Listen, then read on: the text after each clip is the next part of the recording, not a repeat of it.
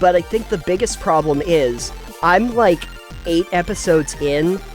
No one has been to the Halo. Oh no, they took his copper horn! They melted the horn. They melted the horn down! No! This is the worst timeline. Okay, I'm thinking though, I don't like that at all. Let's not do that. Ironically, in the time that I spent with Farming Simulator 2022, I didn't actually do any of the farming.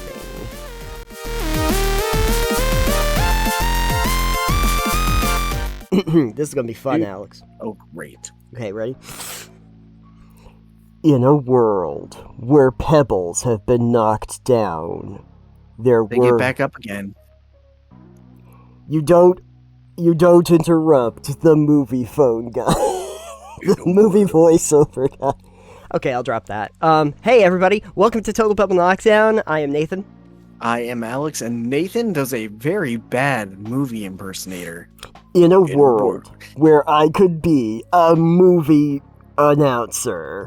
That's how Darth Vader's voice is made. In a movie where Darth Vader just sounded like this. That and would have been a worse movie. And Luke needed a new father.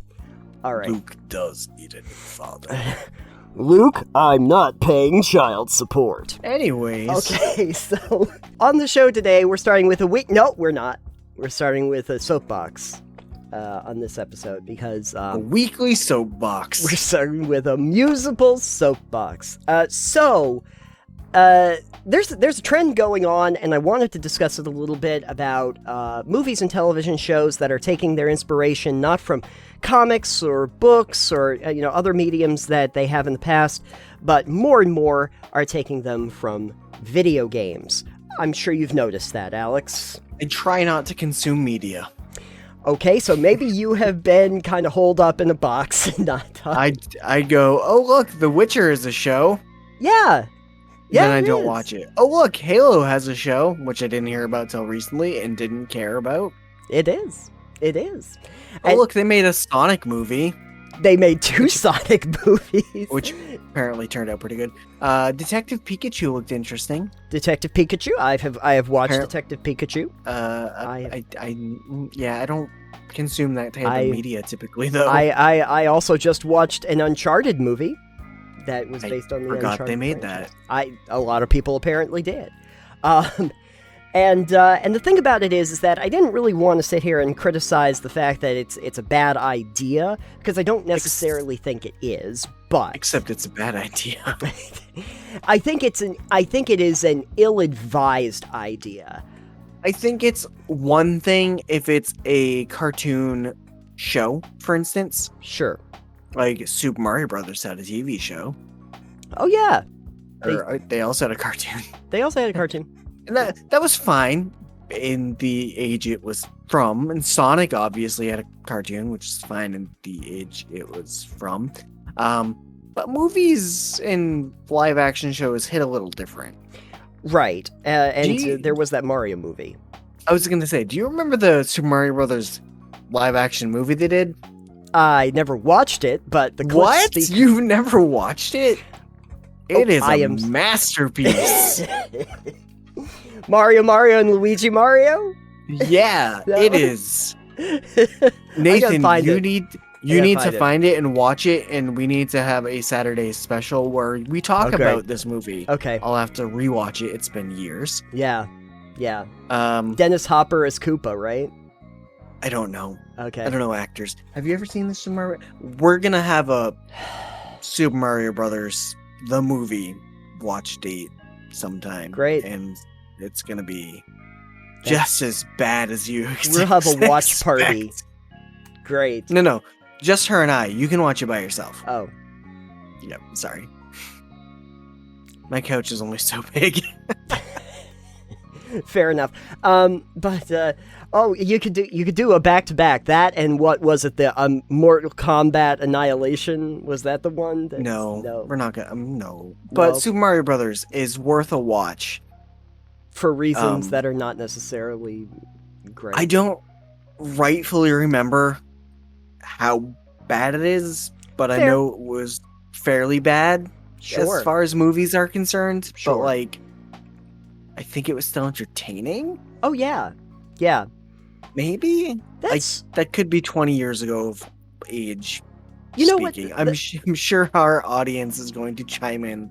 Oh I yeah, assume they've seen it. It's more than 20 years. But the point is, there is that. I have fond memories, even though I knew that it was very kitsch about like the Tomb Raider films, like the Angelina Jolie Tomb Raider films, even though they were kind of ridiculous in some respects, but they seemed to be having fun with it. So I was like going along with it. I watched the Uncharted movie and I thought the Uncharted movie was okay, even though it was it was basically Indiana Jones, but Yeah. it was basically Indiana Jones. The point though is that I think that the problem a lot of filmmakers seem to get into when they're making television shows and movies off of video games is they're like, well, this is a really popular video game franchise. We're going to make it into a movie because then it's going to be a popular movie, not realizing that video games and movies are different things. They are very different in how people consume them, how people look at them. Video games are an interactive medium. They have a specific investment where the player is part of the world that they are inhabiting. Movies are a passive experience where you are watching a screen and the screen is informing you of the storyline as you're going along.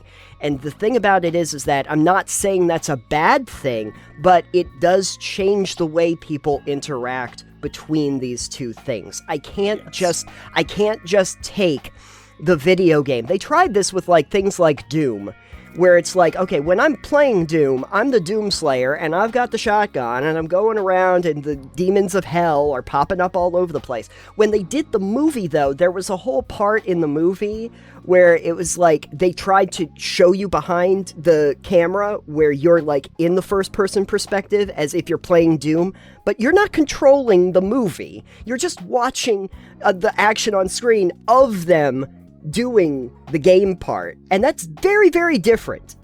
Yeah, that's weird. It's a different experience. But even when they try different projects, it's like I just said, like the Uncharted, because let's face it, the Uncharted games basically did take a lot from the adventure genre of like Indiana Jones, so it makes sense. It makes sense that they can translate that back to the Nathan Drake and going on an expedition and trying to find these buried ships and Spanish gold and whatever. Yeah, okay, yeah, no, that makes sense. You can't just do it for everything, though. It's But not. can't you? Well, there's been a lot of people that have tried to make fighting games into movies. I was just thinking in my head, why haven't they tried to make Devil May Cry a movie? I mean, they probably will at some point. I hope not, because what's, like, for instance, with this one, what's fun about Devil May Cry is that you're playing Dante. So you're like, oh yeah, my character's this smarmy asshole. Right. Right. Right. But you get to have the fun and do the things that he does and be cool and stylish. Watching that as a movie Take something away from the experience. would take a lot out of the experience. Yeah, absolutely. Like watching someone play the game is different because they're commenting on it as they do it too. Sure. And conversing with you, but watching just that. Yeah. Weird. It is. And I think that this is where you kind of get into the things that are going to work and the things that don't seem to work. Like, I never really focused on Mario for the storyline, let's face it. It was not a story-rich game. It was a platformer. It was about pulling off these maneuvers and the gameplay. The gameplay was central to a Mario title. It was about the performance, Nathan. Mario is a play. Yes, I do know this. Shigeru Miyamoto has talked about that. The characters that are in Mario, Bowser, all of them, they are essentially actors on the stage, which is why they can be in different kinds of... But none of those should have been movies. Like, none of those actors, the Bowser should not have been in the movie. See, now I want Shigeru Miyamoto to make a Mario screenplay. Yeah, do it as a play. It's actually, like just the screenplay, even if it's for a movie, but like in the actual game world universe. Like, this is something that would be a thing they do. That would be a lot better than the Super Mario Brothers movie they made. Oh, yeah. Yeah, no, fair enough. And, I mean, they could lay it out just like in Paper Mario where the curtains go back and it's on the actual... I mean, there were curtains in theater. Super Mario Brothers 3 as well. Oh, that's the true. opening of the screen came up with the curtain. With the curtain. So, yeah, because that's how came it's built. up. Yeah. But Or when whatever. but whenever they start talking about doing either like a Metroid movie or a Zelda movie, there's a reason why Zelda, people get no. very, very worried about that. Because that's They not did how a- those function. They did a Zelda cartoon. It did poorly.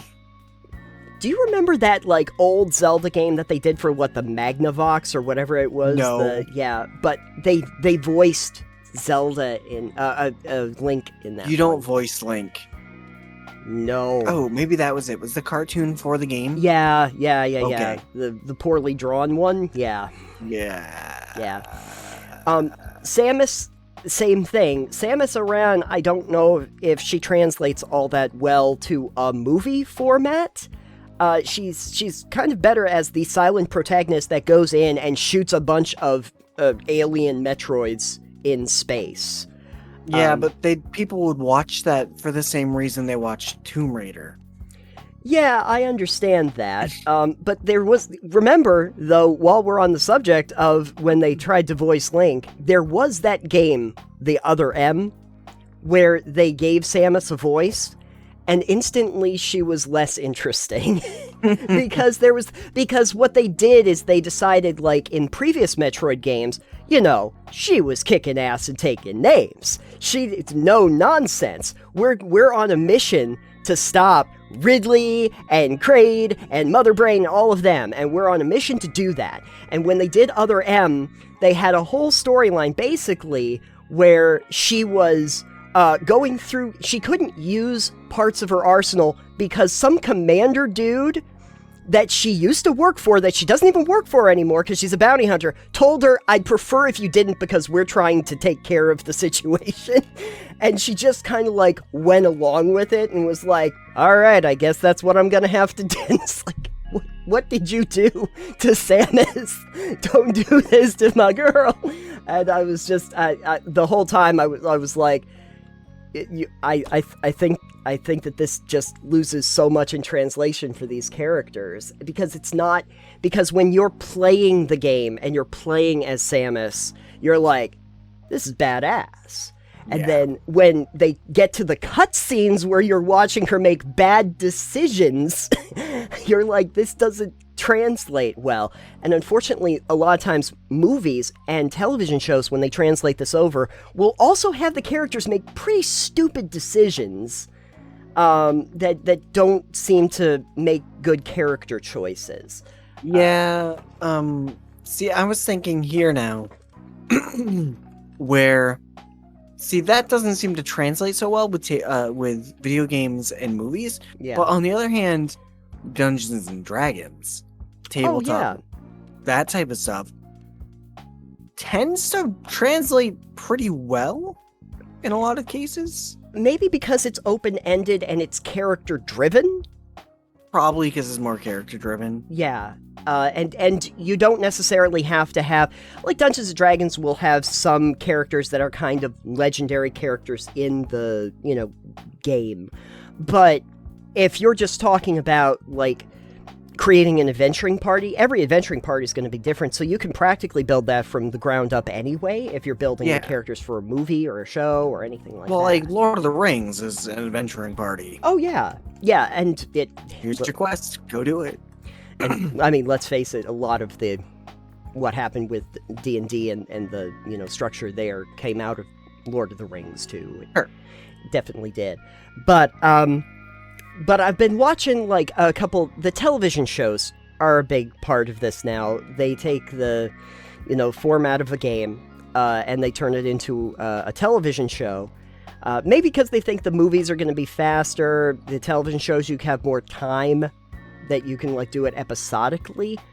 And that, I think, works occasionally if you understand the basic material and storyline.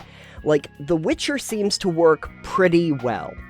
It got You know, I watched it. A lot of people did. They enjoyed it, knowing that there were originally books before it was a video game. But I don't think without the video game you get the television series. It didn't really become popular until then. Right. But more than that is, like, they kind of understood who Geralt was and who Yennefer was, and they kind of understood those characters and thought that they would flesh that out and those relationships and Ciri and all of that. I'm watching Halo too, and if, like, I think it's okay. Like, I'm with it. I'm sticking with it until I see where the end here is. But it's very obvious that the problem people have with it is that it doesn't seem to really understand who the characters were from the games. Their Master Chief is, like, John is more often out of uniform than in uniform. That doesn't happen at all. Exactly. That's and I understand it. Like, it's kind of hard to have character development with somebody who's continuously in the green armor. In a suit of titanium armor. Exactly. But there's much more time where he and the other Spartans, because they have, like, Silver Team and all of them, are not in any kind of armor at all. They're just out of costume, out of suit. And that kind of also happens a little bit for the Covenant as well. But I think the biggest problem is, I'm like 8 episodes in, no one has been to the Halo. I'm like, the fucking games start on the Halo. It's you gotta start in media res. Well, the thing, they've been leading up to it this entire time, and I'm like, guys, I'm sorry. You're talking about lead up to it. Yeah, you're talking about Madrigal and the people that were trying to fight against the UNSC and break free of the free colonies, and about what happens with the Cortana program and control. Listen, I haven't seen any, and I don't know anything about this show because I don't care. Right, right. But I think the way you fix it is you start in media res. You start during guns blazing. Yeah. You open up the entire series, guns blazing, like coming into a firefight, killing some elites, something like that, and then you take it back to the briefing of your mission. What's interesting is at least they did one thing for you, Alex. The very beginning of the show, they're on Madrigal. They're on the planet Madrigal, in a colony. Everyone's sitting around. The Covenant attacks, starts disintegrating everybody. Elites are down on the ground, and there's this giant battle set piece between the elites and, like, Silver Team Master Chief. And and it's just like probably a 5-minute or 10-minute long action set piece. At which point, afterward, they go Halo, and the opening credits show after that whole thing. It's not in media res, though, because they directly go to the aftermath of it. What they really could have done that would have been useful is if they started the whole damn show with that part at the end of the first game where you're in the Warthog and running away from the collapsing facility that's being blown up behind you, shooting everything that you possibly can as everyone runs away. And then you'd be kind of like going, wait, how did we get here? Then of course you start on the Halo. Much better for something like that to start towards the end of something, and then it's like 5 months prior. Yeah. And then it's like, how did we get here? How did we get here? I want to know how we got here. Exactly. What happened to lead to this? Because then you're suddenly invested from the get-go. You're like, no, I'm interested because this is interesting. Right. So, like, as somebody who's played the games, I'm, like, on a slow drip here where, like, oh, the Covenant's attacking. Oh, that's a jackal. It's the first time I've seen the jackals here, and the grunts. Okay, the grunts. Oh, look, the brutes showed up eventually. And it's like this slow drip. Like, there has not been a point yet and the season is almost over. It's got to be, where one, they have made allusions to having a vision of Halo, but as I said, no one has gotten to Halo or seems even near Halo. Flood hasn't showed up at all. And I kept thinking to myself, my God, the original game was episodic. You could have just made every episode of the show based on each episode of the first game, right up until the climactic end of that. And instead you kind of focused on, like, the scientists that were behind the scenes and the military stuff that was going on behind the scenes that gets you to the ring in the first place, which I think is the missed opportunity. It's Halo Agents of S.H.I.E.L.D. It's Halo Agents of S.H.I.E.L.D. There you go. I haven't seen Agents of S.H.I.E.L.D. I just assume it's that formula. I've seen Agents of S.H.I.E.L.D. I feel, honestly, side note, I feel bad for Agents of S.H.I.E.L.D. because they did everything that they possibly could, considering there was a continually changing landscape of the MCU that they had to work inside of. like every time something happened in the MCU, they didn't necessarily have actors but they had to modify their storyline so that it could incorporate the stuff that was going on every time a new movie happened. I feel sad I feel sorry for them. they tried. Alternate timelines, guys. Seriously. Yeah, I mean, we've kind of established that that's a thing now. If only the Multiverse of Madness had happened while Agents of S.H.I.E.L.D. was going on, they could have just gone and done their own thing without having to worry about it. Anyways, Anywho, the point I'm trying to get to is that if you have games that are very narrative heavy and they really do focus on storyline that's a cohesive, like, through-line narrative, you can translate that easier to film than you can for ones that are very action or gameplay heavy. It becomes a lot easier. But if you do want to do that with something like a Halo, make it an action set piece. Make it something that is going to really focus and emphasize the things people liked about the game, because whether or not you're trying to get people invested in this world or not, chances are the people that played the game are going to be interested in the movie or the television show based on it, and they're going to be your base for finding out if there's anything viable there for a series.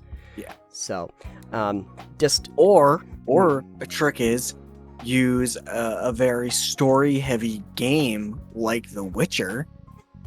Yeah. And not an action game like Halo. Like Halo, right. Or Super Mario Bros.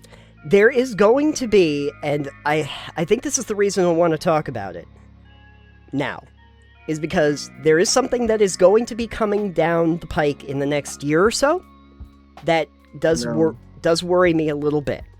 There is going to be a television series based on Fallout. No. Yes, Alex, it is happening. Sorry. Why? Good point. I hope it's based on Fallout 76. Here's the thing. I don't even know if it's going to be based on any of the games, if it's going to be any of the wastelands that we're familiar with, and I don't know if I want it to be. Honestly, because if it's going to be based on the Capital Wastelands, the Mojave, the Commonwealth, I'm going to constantly make comparisons to why it did or did not work. And if they try someplace completely different, maybe I won't worry about it. I don't think that sounds good. I don't know how they make it work. That's the problem. They're trying to capitalize on zombies in a post-apocalypse, I'm sure. Ghouls, I tell zombies. You. Ghoul zombies. Well, I guess we'll have to find out what that entails at a later date. I'll probably watch it at some point and probably have my head in my hands the entire time about why they did this to me. That's like trying to make Elder Scrolls a television show.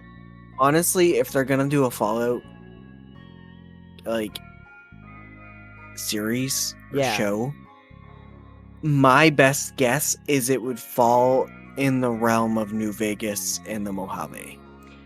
If they were smart, because it starts off with a bang and it never lets go. Like, you could actually have episodes that made sense for every single part of that.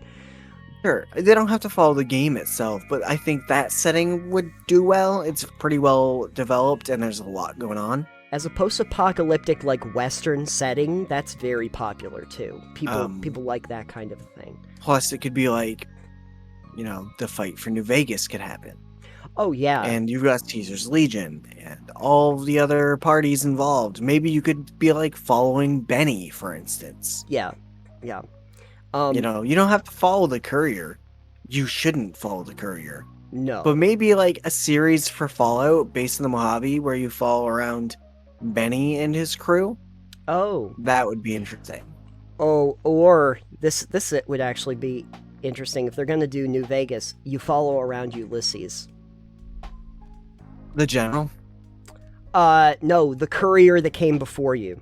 Oh, I didn't know who they were.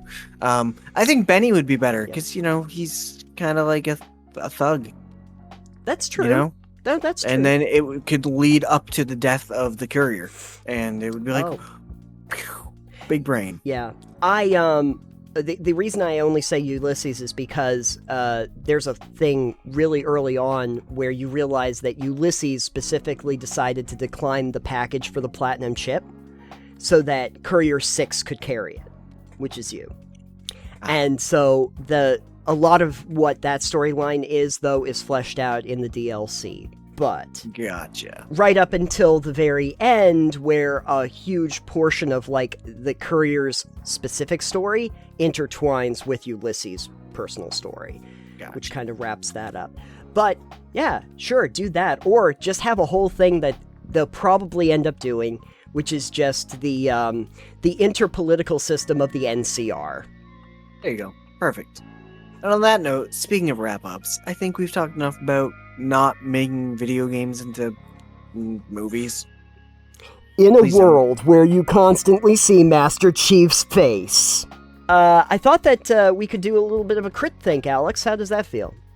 My brain. Your brain. It throbs. Okay. I have a crit think question for you, though.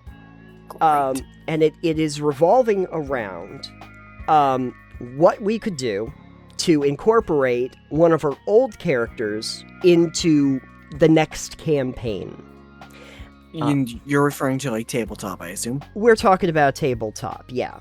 That's easy. You just take your character and go on a new adventure. You take the son of the adventure. No, you take the actual character.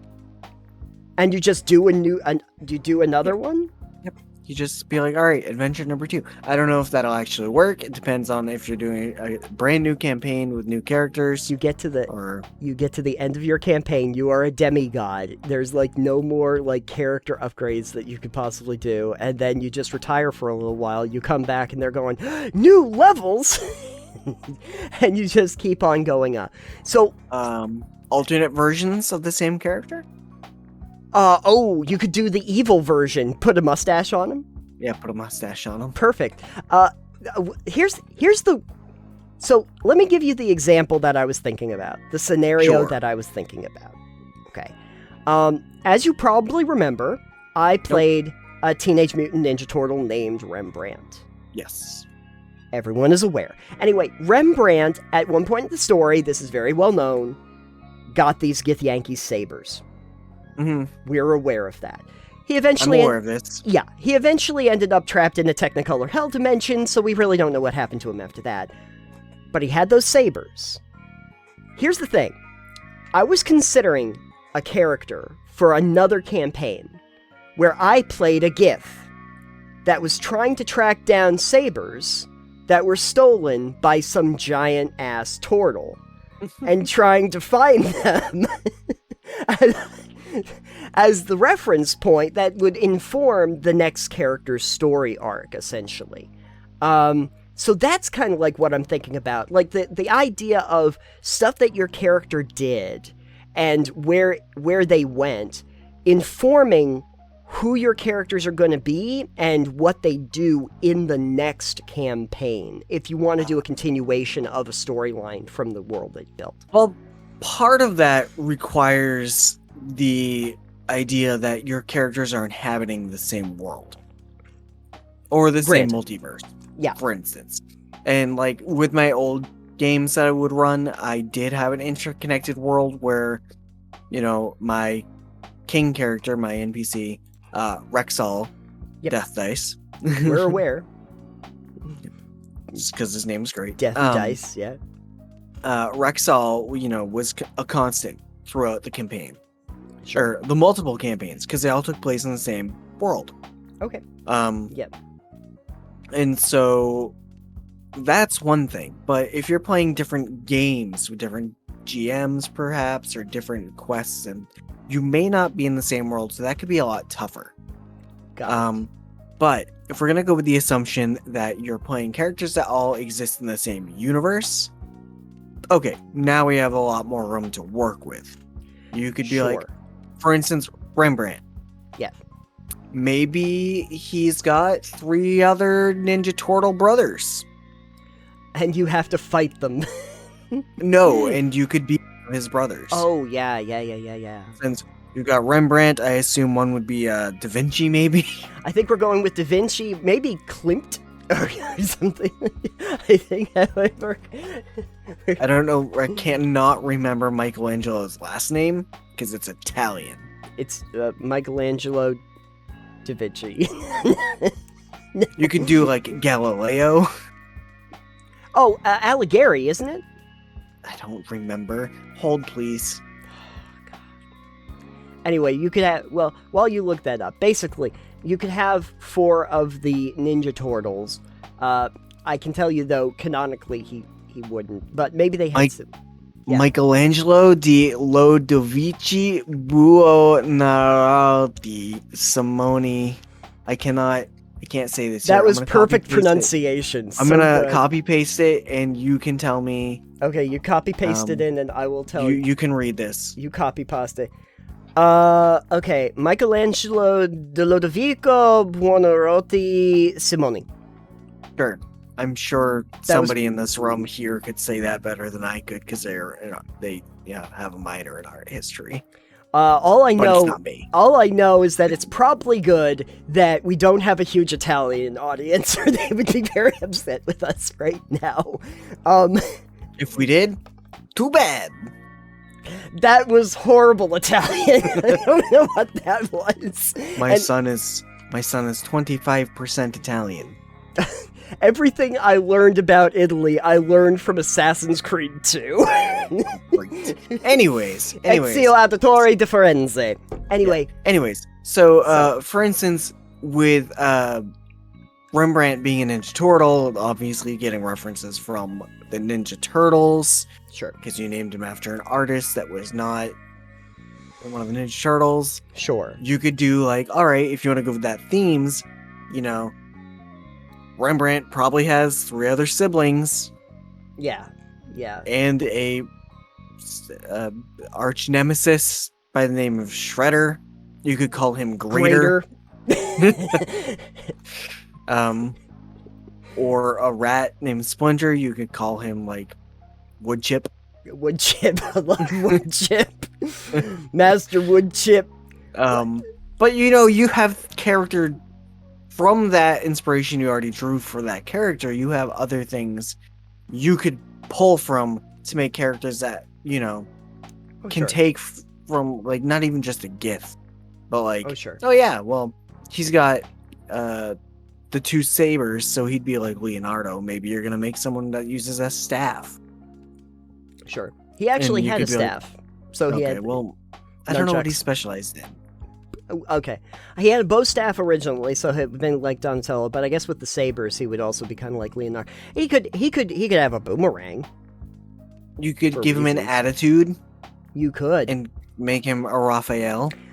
Side note, could I take the very concept of like the boomerang, but then make it like a ninja star and have it return? That's up to your DM. Okay. Aesthetically, I'm thinking, but there was one other thing that I was considering. There was another character that I wanted to make that also kind of went along with it in a little less of a reference nerd culture kind of thing.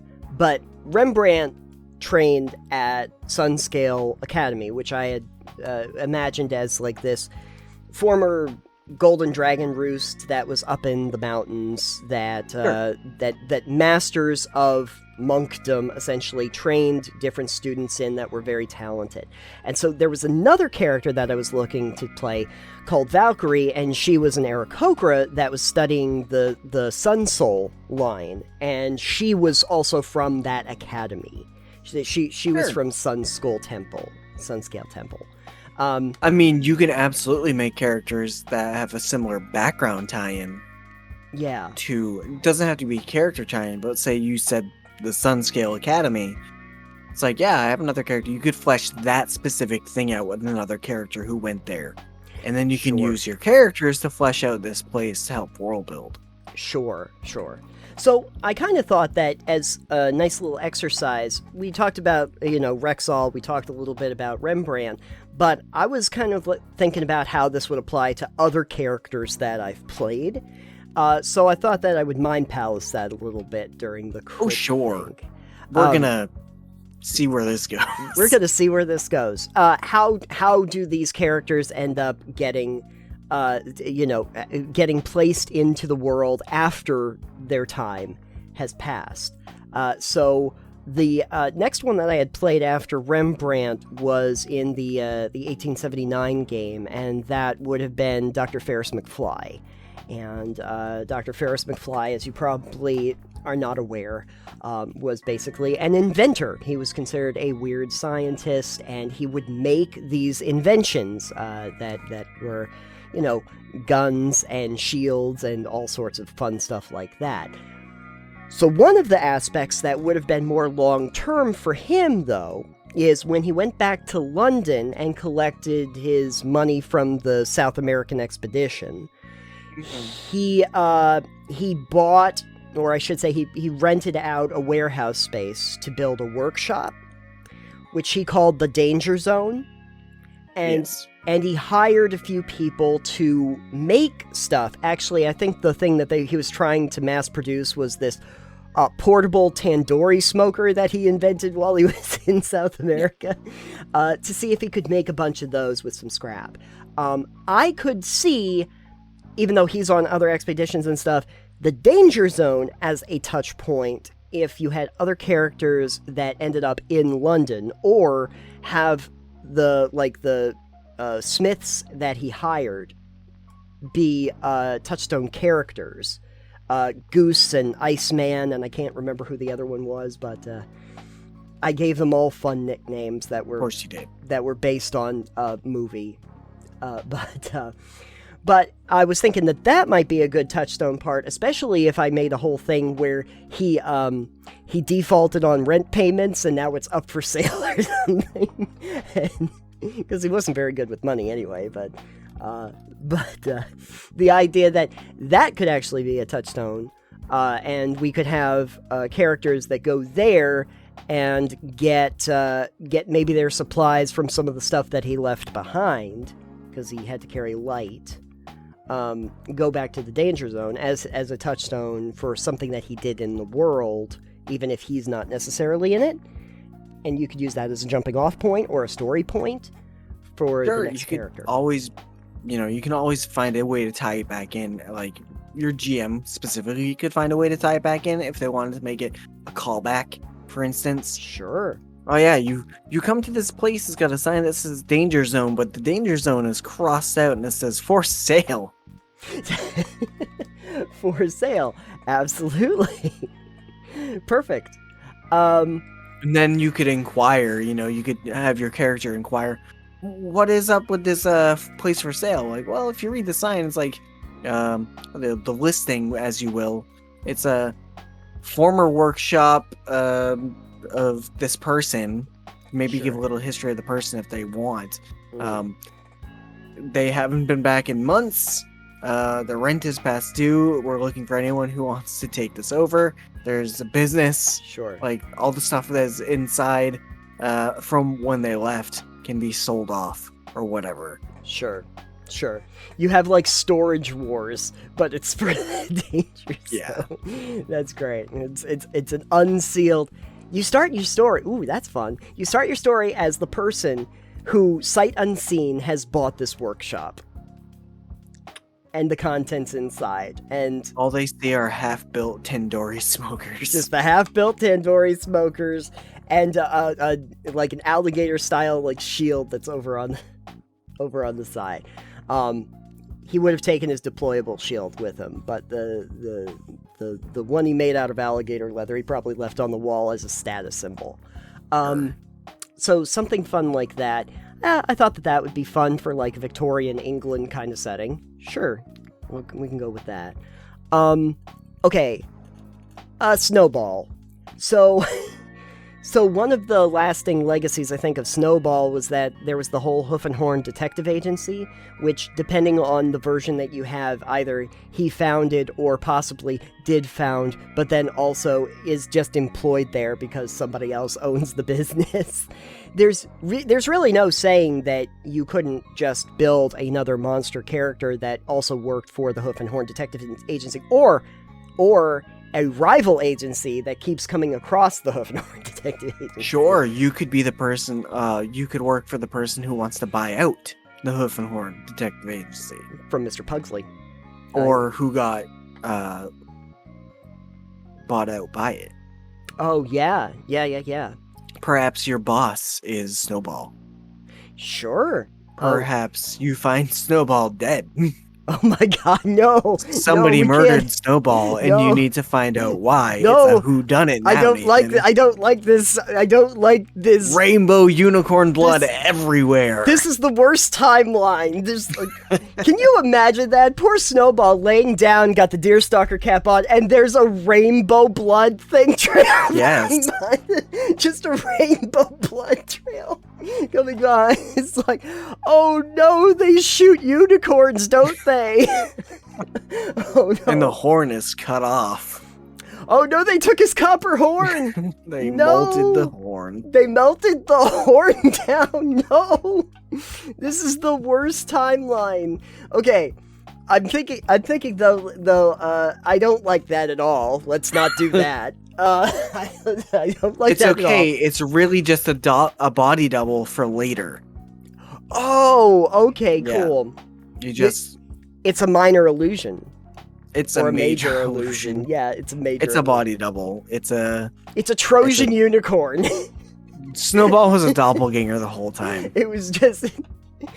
You remember that really stupid movie called Face Off where John Travolta and Nick Cage changed faces? I try not to. It's that. We have him and his rival, the Nightmare, that I was talking to James D'Amato about. We do those, and it switched. Or, better idea that's not nearly as disturbing and tragic.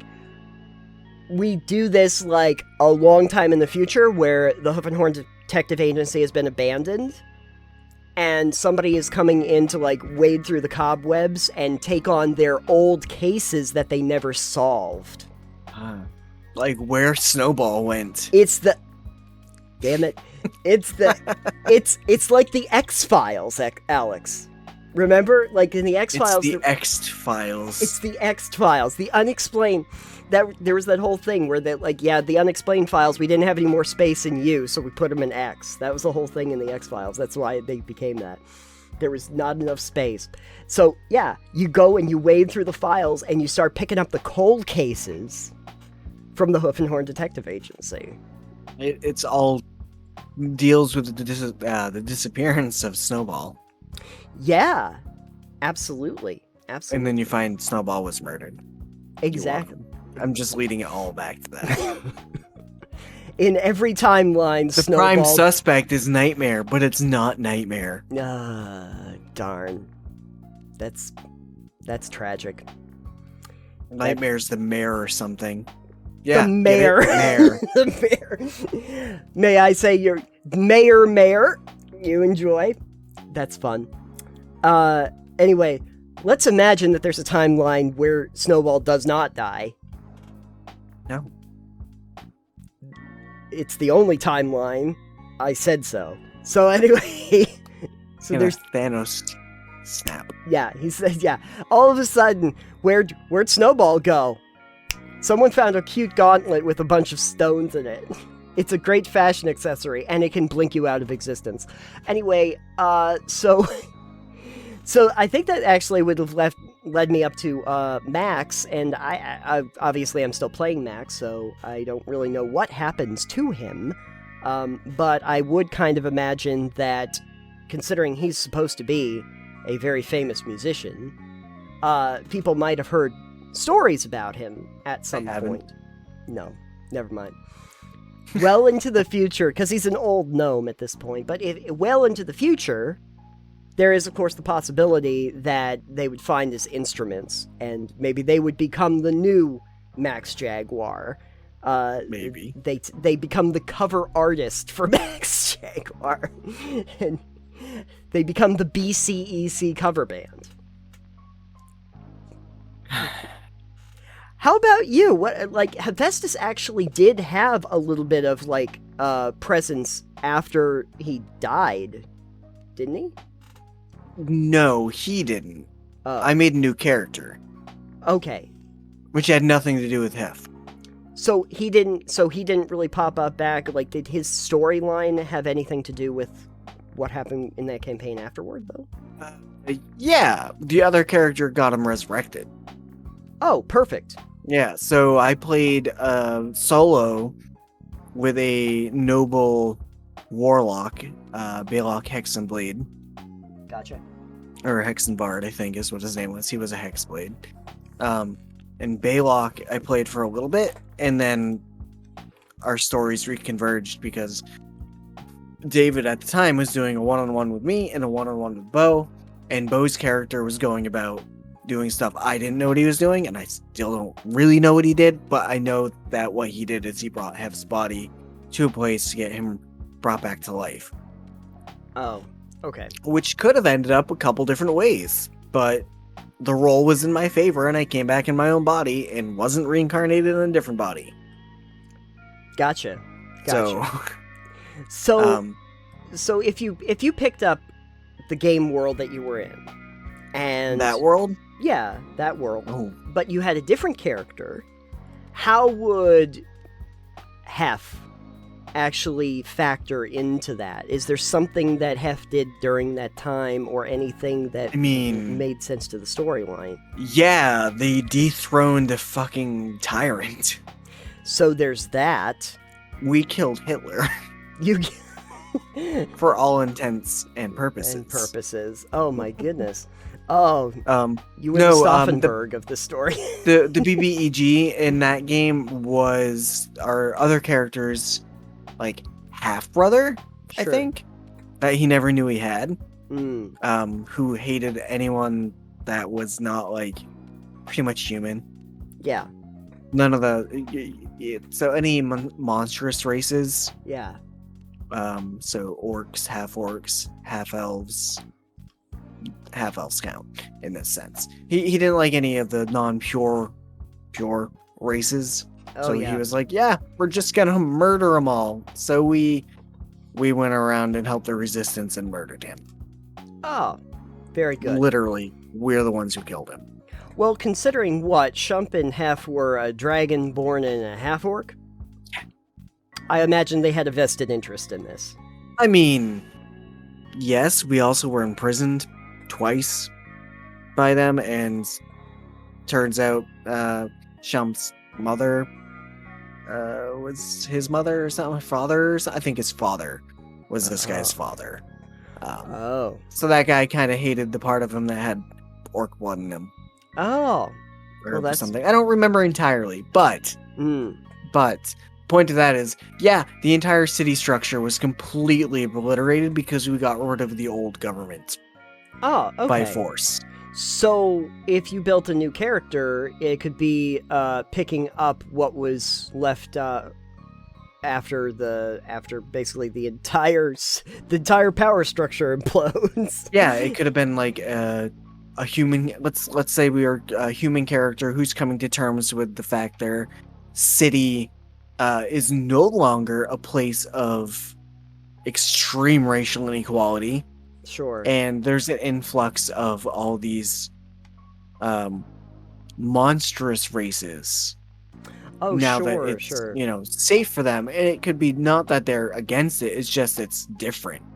It's so different from what they're used to. How do you make that work with the new? It's how do you reintegrate into that society where there are half orcs and gnomes and elves and Minotaurs dragonborn. just live there now. Sure, it's like, okay, this is all new to me. Suddenly, our government's overthrown, and all these things that we were told were monsters are moving in. Sure. It's you could have a character like that. Yeah, it's similar to imagine like the original trilogy Star Wars, and then where you start like the sequel trilogy.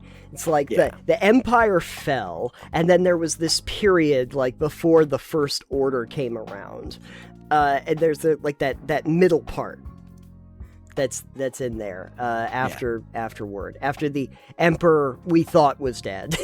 Yeah.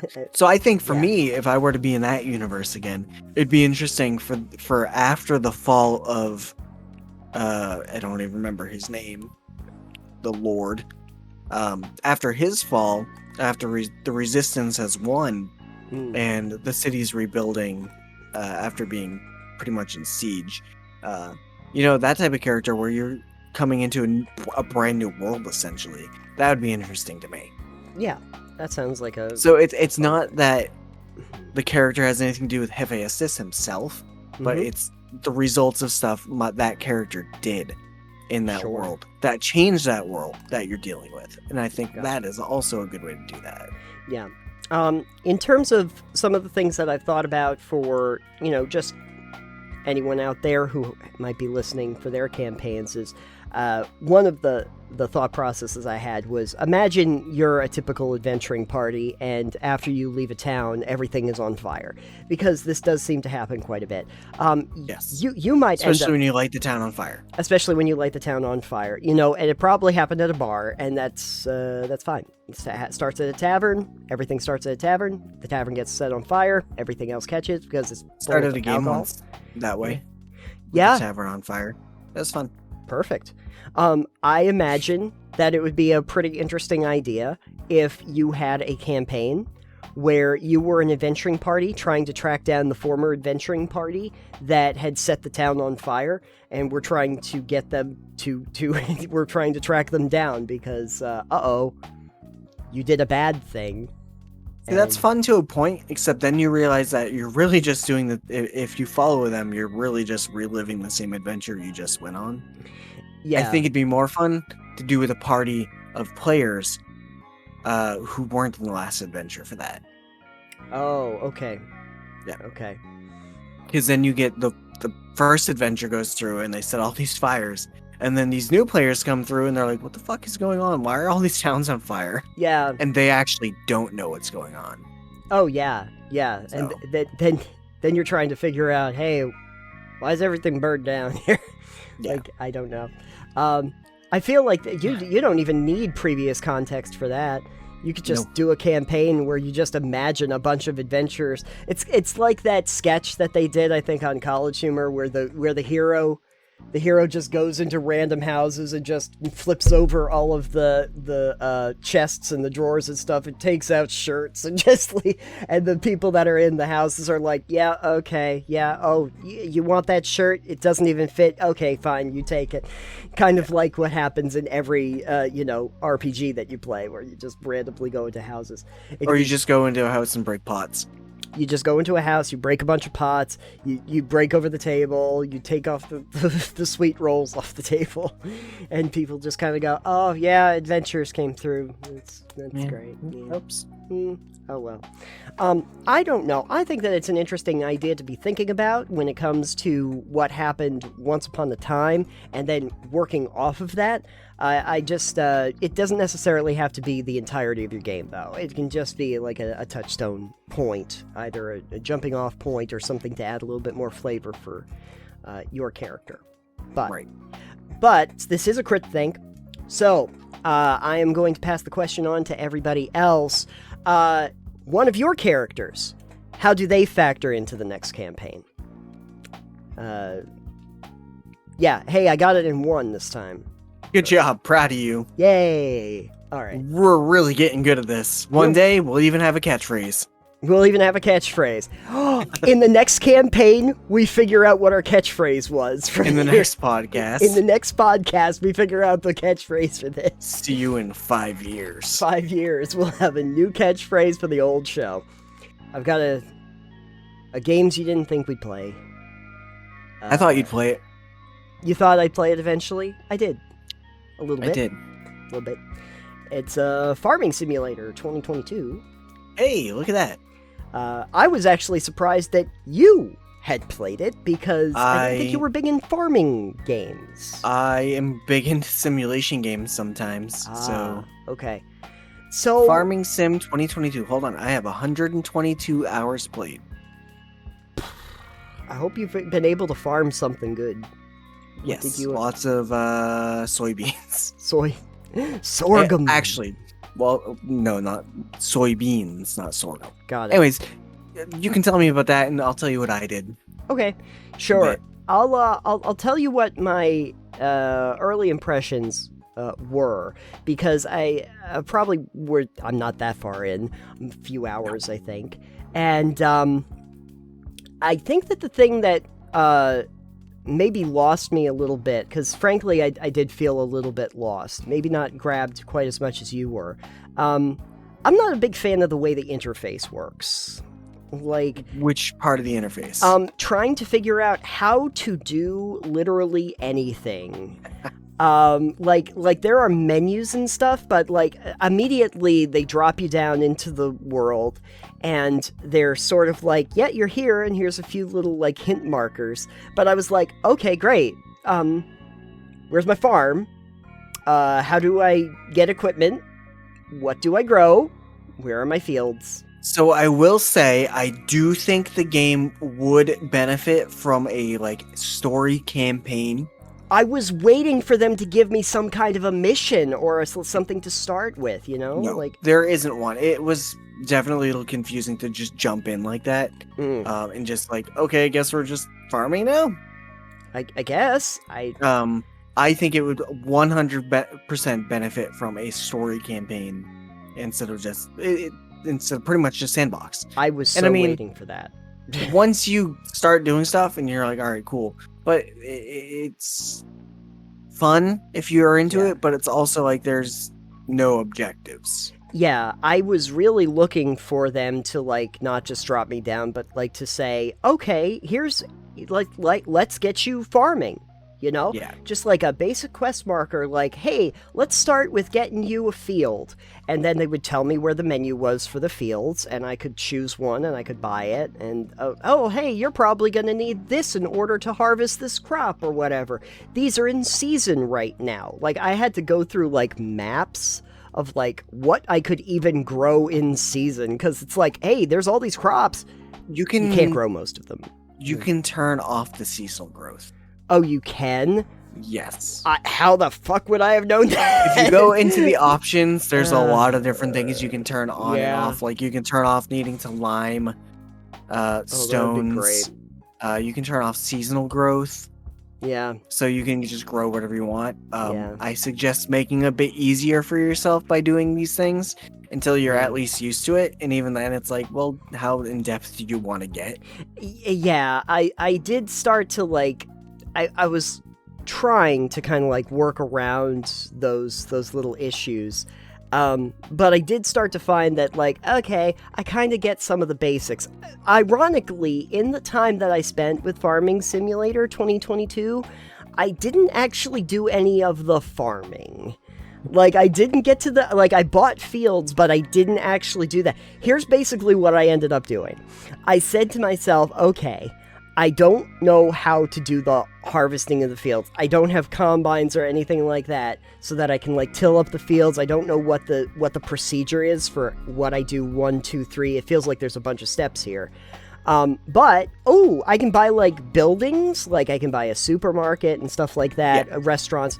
I can bring product there. But okay, what could I actually grow? So I was like, there's greenhouses. I can buy the greenhouses and just start growing some things in the greenhouses. Yeah, you just need water for those. You just need water, which is easy. And then the apiaries, the bee houses. What I ended up doing, frankly, and maybe I know I'm playing this wrong, but I just was like, maybe I could just buy like a whole bunch of bee houses. You can. They're not that profitable though. But I do nothing after I build them. The greenhouses actually do produce quite a bit. I guess, and they pay themselves off fairly quickly. Yeah. But like, So here's what we started doing. Because Ray and I play. Yeah. Or have played. We haven't played in a little bit. We've been playing No Man's Sky. We haven't farmed or hunted in a little bit. Sure. So we bought a plot up in the corner, Mm-hmm. and it had a really big field on the side. I think I had shown you before. Okay, yeah. And that side was all grass. Like, it wasn't a field. It was just grass that was Sure. wild growing. Yeah. So we had whatever plants were growing there to begin with. I think it might have been canola or wheat Sure. or something. So we waited until we harvested it, and then we were like, all right, let's try grass. We've already got, like, we had this huge field on the side essentially that was grass. Mm-hmm. Doesn't take anything. So we're like, all right, let's do this and try to, like, gather that up. And we were like, oh, what we started with was silage. Got it. So we bought the bunkers, like 2 silage bunkers that you just drive over and compact it. Sure. And then we mowed all the grass, and you dump it in there and you cover it, and it ferments, and then afterwards you collect it and you can sell it. Oh, okay. It's a pretty simple procedure. Sure. Grass is super low maintenance. You plant it once, And it just grows Yeah. forever. and you don't have to ever replant it. Yeah.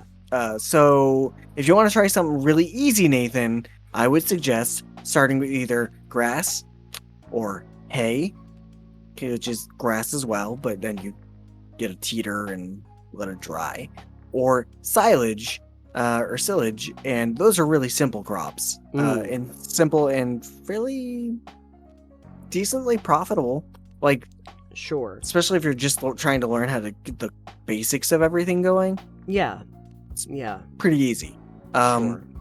And then we had eventually our fields are all soybeans, and we still have a ton of grass.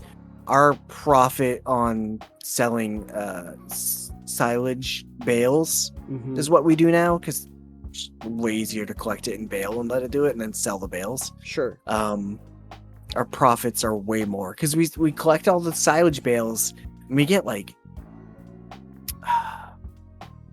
our trailer can hold 24, and we get like 5 or 6 loads of Okay. that before we sell it, because we only sell it like when it's at its high point on the year. Okay. So we'll make like 300,000 in silage. Oh, Just Great. kind of do that, pick it up, bale it, wrap it, let it sit for a couple months. okay. So I guess what I'm kind of getting at is it feels like, even from your experience and my experience, the farming part of Farming Simulator is sort of like tangential to the to what you mostly do in the game, like the actual farming of crops part, which is what I It's a was lot kind of of there field for. work. Yeah. Yeah, well, so what you can do is like us with our soybeans is, you have to go through and you plant it, and you do all the field prep, and you plant it, and then you wait for it to grow, and then you harvest it, and then you wait for it to grow. Sure. Sure. It's there's a lot of downtime between, especially if you're playing with like you can set the time scale to be like a day Okay. per month, or like up to like 28 days per month, I think. Sure. And then it's Sure. like, okay, there's a lot of downtime, and I guess what you could do in your downtime is take a lot of contracts Yeah. if you wanted to. Yeah. I don't But want to. No, I was looking at what the contracts entailed, and I was like, yeah, this feels like I'm going to be buying more equipment than I really need to. You just lease it. It's fine. You just lease it. You just lease it. But see, I guess what I went into, because like games like this, sometimes I'll go in with a general goal. And so my general goal when I started Farming Simulator 2022, when I got in there and I saw like stuff you could grow and things like that, I was like, ooh, you know what I'd really like to do? I'd like to have a vineyard. I'll grow grapes, and I'll have lots of grapevines, and then I'll see if I can make wine out of it. And see, the thing is that immediately they were like, you can't grow grapes right now. It is August. This is not when you grow the grapes. Yeah, you gotta make that setting. Yeah, and I sat there and I was kind of like going, oh, I feel a little deflated. But then also trying to figure out what am I going to need for equipment. because they do tell you, like, here's pieces of equipment that are related to the grapes. Yeah, there's, like, you can go in there and it's confusing sometimes because there's a lot of equipment. Does this plant them or harvest them? What does this do? And there are tabs in it that are like, all right, this is for grassland care or vines or an orchard or whatever. And those are nice tabs. But then if you're not in those, everything else is like, what does this do with? So there are definitely a lot of things in there that could use better explanation. Oh, sure. But there are a lot of things that require better explanation and better descriptions. Because, like, if you're in the shop looking at the cheap items, the discounted, I think you've seen the shop where there's a discounted trucks and trailers and all that. Why is it discounted? Yeah, it's used. It's fine. Yeah. But it's like, oh, this is a thing. What is it? Yeah, it's like if a tractor or trailer is okay, but everything else is like, okay, this is a thing, and I'm like, wait, what is this used for? And it doesn't say on it. It's just like this is what this is, and I'm like, yes, but tell me up here what this is used for. Yeah, exactly. Because I don't remember this. Yeah, and could I do like easy comparisons? Like, okay, is this going to do a thing? Is this going to do a thing? Can I see the stats next to them? How does this actually function? So I guess I was a little bit like, in the one hand, I would have liked a lot more explanation as to how I do things. And in the other way, I would have liked them to make it a lot less obtuse to understand how to get directly into what I was doing. I wanted two different things. I wanted it to be accessible and also more detailed. You can have both. Okay. I think one of the pitfalls is that the game expects you to have played the earlier iterations of the game and know what the fuck is going on from the get-go. Yeah. And even there, like, they have a farming academy, like, website, like, here's how to get started. And, like, that is woeful. Oh, yeah. Why didn't you just put it in the game? Yeah, they should be in the game. 100% should be in the game. It should be finished. It's not finished. It's kind of like when they had the old video games where they had to have the instruction manual so that you could figure out how to play the game. It's like, no, we're past that. We're past that.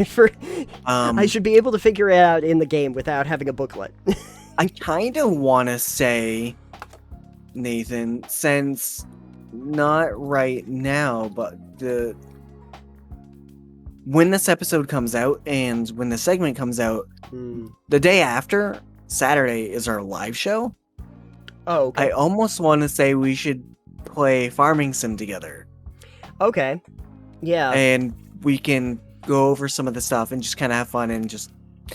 I would never actually probably play Farming Sim with you on a serious game because I know how you game a lot of times, not seriously, and you'd probably do a lot of damage to things and it would be atrocious, which is fine. I love that. Yeah, that's my favorite thing. Yeah. But I think if we did a new game and we could set up episodes easier and just kind of like go over some of it and just kind of have fun and farm and plant stuff and whatever, that could be fun. Maybe if you're interested. I have it on the PC Game Pass, but I think that it does do cross-platform. So I'm on PC.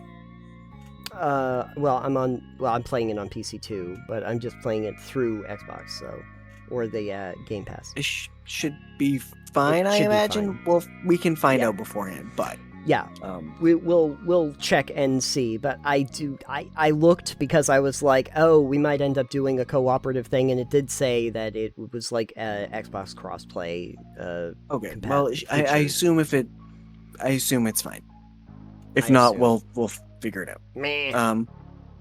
I don't know. But then you could be like, here's some questions, and I could be like, here's some answers. Oh yeah, to see if I think I got spoiled on a lot of other games too, because like I sat there and thought, oh, maybe this is a realistic version of Stardew Valley, because in Stardew Valley it's very much like I guess it's a little bit more like hands-on in terms of the way it's presented to you. Like you swing a pick.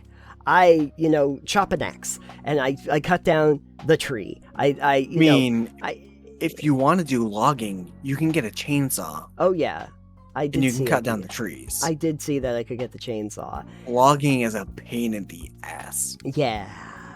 Like, It we've looked done like it some was going of to. the getting tree removal, because obviously if you buy land and there's trees on it and you want to have bigger fields, you cut down all the fucking trees. Sure. Ray enjoys that. I find it monotonous. Yep. No, I totally understand. Because then you get either the logging truck to put the big trees into, which then you have to pick them up and put them in it, and that's annoying. Because you have to, like, put them in it accurately. It doesn't help you at all. Yeah. Or you put them in the wood chipper, and even that, it's like, okay, can I pick it up by hand? No. All right, I have to use the claw machine. You have to use the claw machine. I think I would have actually, though. Farming Simulator could have learned one or two things just from Stardew Valley, because in that game, they do, like, they take your hand for a good portion of that, where it's like, I come out of my house, and they go, hey, congratulations on being in your farm, and here's some turnip seeds.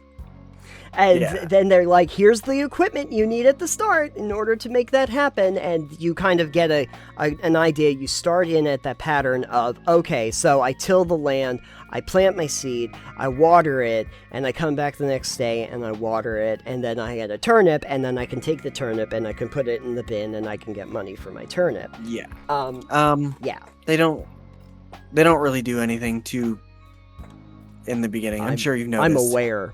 Yeah, I'm very aware. It's like, just here you go. Yeah. It's like, what's going on? What do I do?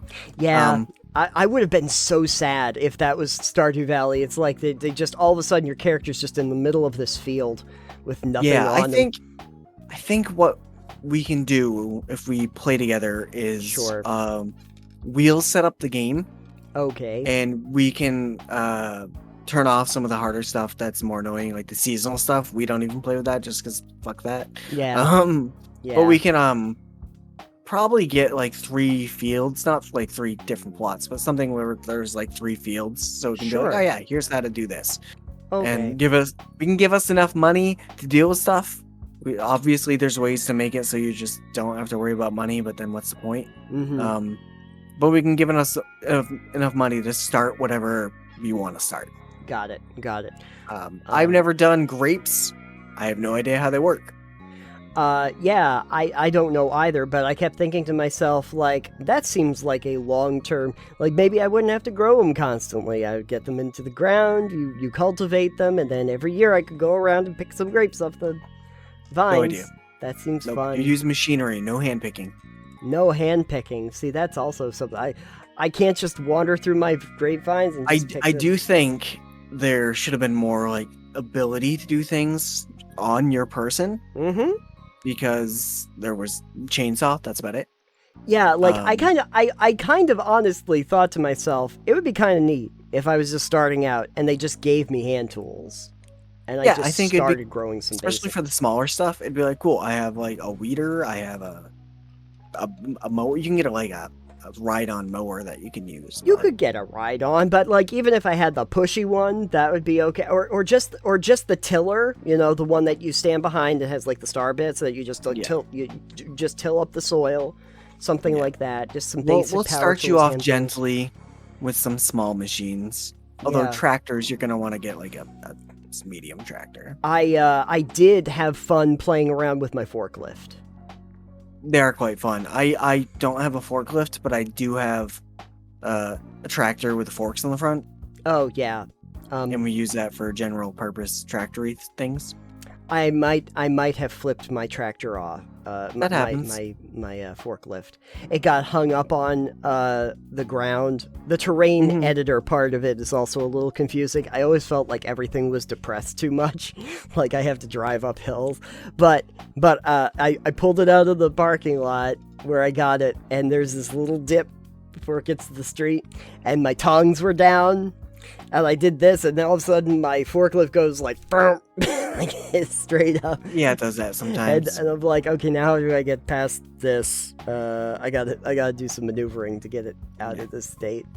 We can just show you our farm, and then and then get a new farm for you. I don't think we're gonna do that. No. I will definitely mess up your plans for the farm. Yeah, you will. If you've ever heard the phrase "bought the farm," it's We did buy probably- the farm, and we've expanded our farm quite a bit. That's right. And then all of a sudden you wonder what happened to your farm. It's like, Where did all the bees go? oh, don't worry. My farm will only be all bees all the time. It's just nonstop bees. Well, if you're gonna do bees, you gotta do like canola. Okay. Yeah. I just ended up with pallets of honey. Then just Yep. drive the I had a whole thing where it was just like, okay, I made all these bees and I put a thing down and I had the supermarket and just constantly take the forklift, pick up the honey pallet, move it over here, have the supermarket take it, go back here, oh, got more honey, and just keep moving it over here. And it's like, if this were profitable, this would be terrific. Yeah, honey is not. Which is It's only ironic. profitable. It's only profitable when you sell it when the price is high. Yeah. And even then, it's still not a lot of money. Too bad, because honey's usually a relatively expensive item. Like, I mean, it's- realsies. I mean, in the money amount you get it, yeah, it's expensive. You get a good amount of money for the honey, but like compared to what you need to buy things, it's not expensive. Yeah. Because like when we do our honey runs, we have a pallet trailer we use, Sure. and we usually have like 12 or so pallets of honey on it that we sell off at once, Nice. and it's still not a lot. No. It's just like, oh yeah, just some extra money, Yeah, free money. free. Money for nothing and bees for free. Pretty much. Checks for bees. Bees. Next time on Bees. Like Not that. the bees. Captain B. Captain B. It's like the bee movie, but every time you say bee, the movie goes faster. What's the deal with Farming Simulator? Okay, well, maybe I'll figure out how this works eventually, or I could just be in No Man's Sky where I just set up a bunch of hydroponic bays and come back periodically and grab a whole bunch of crap. Yeah, just like that. Just like that. This has been yet another episode of Total Pebble Knockdown, and I hope you have enjoyed our farming expedition that we've been on. Amazingly enough, Farming Simulator never got a movie. Thank God.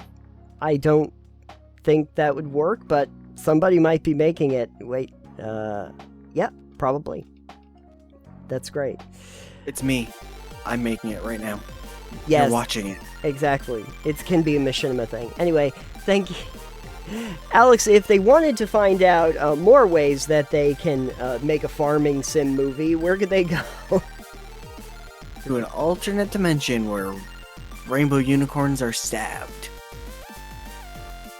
And- You can go to TotalPebbleKnockdown.com. We found a unicorn stabbed on the farm, and we the rainbows. You can find everything that we do over there, and you can also click on our Patreon banner, at which point you can go and get our episodes ahead of time. Over there, full video episodes release before even the individual segments. And you can also see Titanium Mind when you go over there. You can also look at the Creatures segment that is also over on the website. Fun stuff, all of that. And thank you again to all of our patrons that help us keep the digital lights on. We appreciate it. We have all of your names in the end cards on the videos. We love that. And you can also find us on every podcast app known to mankind. And if you are on Anchor, feel free to drop us a voice clip. We might even use it on the show or respond to whatever your question is. You can also find us on social media, and I'm at Titanium. I'm at EXP Limited, and the show is at Pebble Knockdown. Excellent. And so until the next time we do this and jump back on my big boy tractor, I'm hopefully it's in space. Thank you for joining us, and we will see you on the next episode of Total Pebble Knockdown. Goodbye, everybody. Bye.